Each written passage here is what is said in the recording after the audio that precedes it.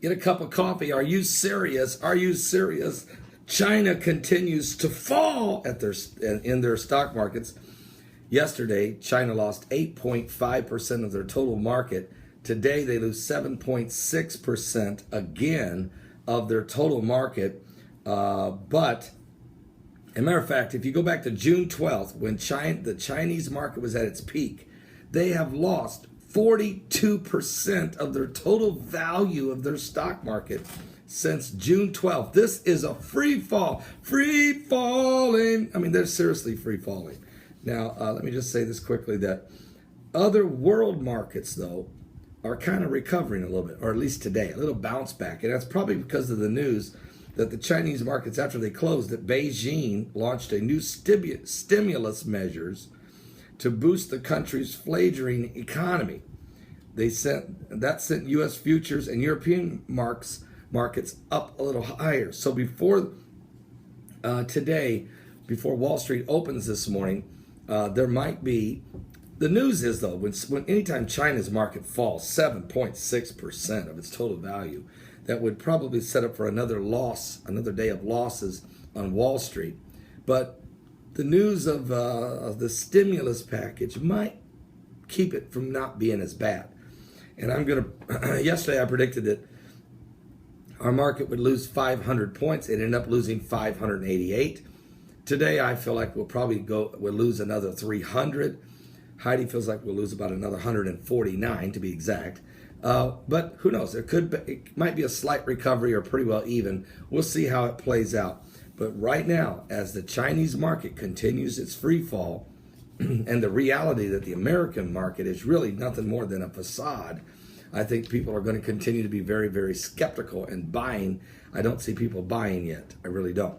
Now, as a Christian, I just want to say right now, thank God I am not part of that world wrecked greed system.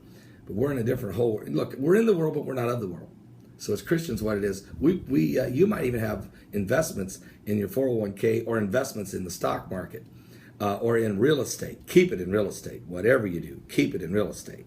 But even though you're involved in different things, because we're all in the world, but we're not of the world. In other words, we don't operate under the world's market or the world's system. We operate under the blessing of God. Okay?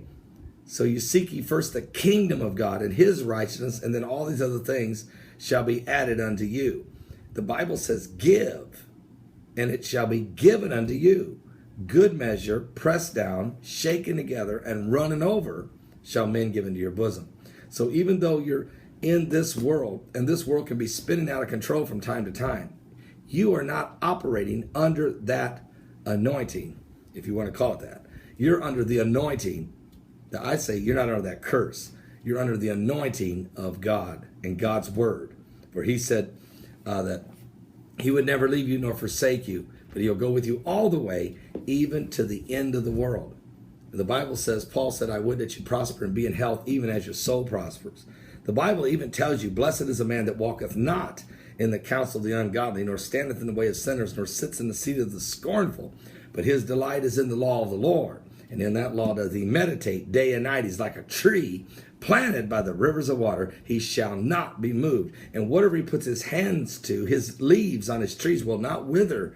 And whatever he puts his hands to, it shall prosper. You're operating under an anointing of God's blessings. The Lord said he would supply every need according to his riches and glory in Christ Jesus. So again, you could have, things can be falling all around you, but your faith is in Jesus Christ. So there's where you want to continue to keep your focus and keep doing the things that Christ has called you to do, and just walk by faith and be blessed. I said be blessed. Stock market might have a tough day, but you're blessed. God bless. All right.